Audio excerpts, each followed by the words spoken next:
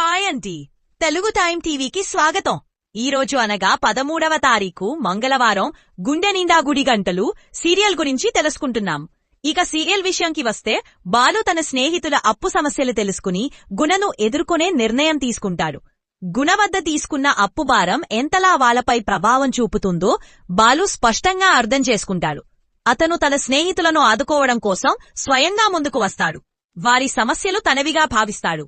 ఈ నిర్ణయం తీసుకోవడంలో బాలు చూపిన ధైర్యం మరియు త్యాగభావన అతని నిజమైన వ్యక్తిత్వాన్ని ప్రతిబింబిస్తుంది. అతని స్నేహితులు అతనిపై ఎంతటి ఆధారపడతాలో స్పష్టమవుతుంది. గుణతో చర్చలు జరిపేందుకు వెళ్లినప్పుడు కూడా బాలు శాంతిగా, తెలివిగా వ్యవహరిస్తాడు. అప్పు తీర్చే బాధ్యతను తన భుజాలపై వేసుకుంటాడు. తన స్నేహితుల కోసం ఏకాలంలో ధైర్యం, ప్రేమ, స్నేహం చూపిన బాలు పాత్రలో కొత్త కోణాలు బయటపడతాయి. అతని చర్యల ద్వారా నిస్వార్థత ఎంత గొప్పదో ప్రతిఫలిస్తుంది. ఈ సన్నివేశం మొత్తం బాలలోని నాయకత్వ లక్షణాలను వెలుగులోకి తీసుకొచ్చింది. ఇక ఇంట్లో జరిగిన సంఘటనలు భావోద్వేగంతో నిండి ఉన్నాయి. సుశీల తన కళ్లల్లో బాలు మారిపోతాడన్న భయం చూసి ఉలిక్కిపడుతుంది. ఆమె మనస్సు కలత చెందుతుంది. బాలు మీనాతో దూరమవుతాడేమో అన్న అనుమానాలు కలుగుతాయి.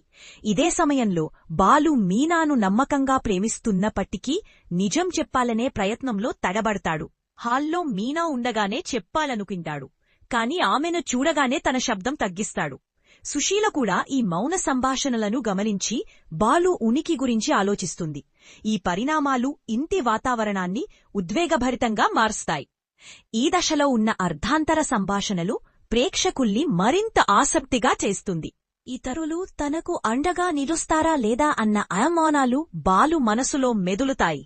అయినప్పటికీ అతను వెనకడుగు వేయడం కాదు అని నిర్ణయించుకుంటాడు.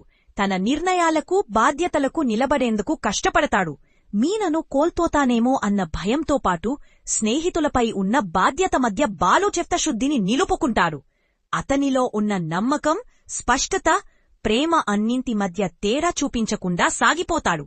ఈ ఎపిసోడ్లో బాలు పాత్ర ఎంత బలంగా నిర్మించబడిందో స్పష్టమవుతుంది. అతని త్యాగస్వరూపం, సహాయసిద్ధత మరియు ప్రేమ అన్నింటినీ ఒకేసారి చూపించే ఘట్టాలు చోటు చేసుకుంటాయి.